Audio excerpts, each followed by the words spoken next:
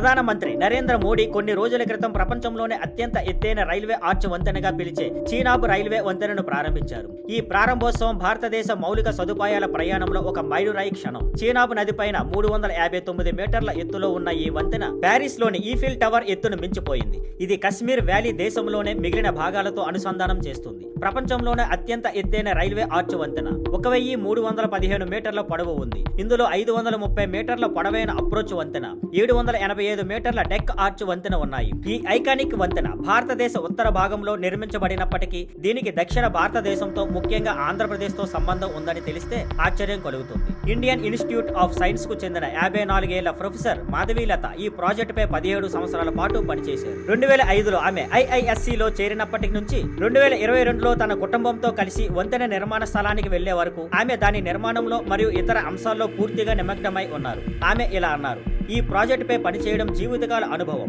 JNTU కాకినాడలో civil engineering చదివిన తర్వాత లత వరంగల్లోని NITలో పోస్ట్ గ్రాడ్యుయేషన్ మరియు IIT మద్రాసులో PhD చేశారు. ఒక సంవత్సరం IIT గౌహతిలో అసిస్టెంట్ ప్రొఫెసర్ గా పనిచేసిన తర్వాత ఆమె బెంగళూరులోని IIScలో స్థానం సంపాదించారు. ఈ ఉక్కు నిర్మాణం 20 డిగ్రీ సెల్సియస్ వంటి తీవ్రమైన వాతావరణ పరిస్థితులను, గంటకు 220 కిలోమీటర్ల వేగంతో వీచే గాలులను, అంటే తుఫాన్ల సమయంలో వీచే గాలులను తట్టుకోగలదు. అదనంగా ఈ ప్రాంతం సిస్మిక్ జోన్ 4లో ఉండటంతో ఈ నిర్మాణం రెక్టర్ స్కేల్ పై 8 తీవ్రత గల భూకంపాలను కూడా తట్టుకునేలా నిర్మించబడింది. ఈ నిర్మాణం పర్వత ప్రాంతంలో నిర్మించబడినందున వాల్ సమస్యల బెదిరింపు ఉందని ఆమె చెప్పారు. ఒక దశలో ఆమె తమ సమయాన్ని మరియు శక్తిని 24/7 పెట్టవలసి వచ్చింది. విశ్రాంతి మరియు నిద్రను త్యాగం చేయవలసి వచ్చింది. ఆంధ్రప్రదేశ్ కు చెందిన మహిళ అయిన లత ఈ భారీ ప్రాజెక్టును నడిపించారని తెలుసుకుంటే రాష్ట్రంలోని ప్రతి పౌరుడు గర్వపడతాడు.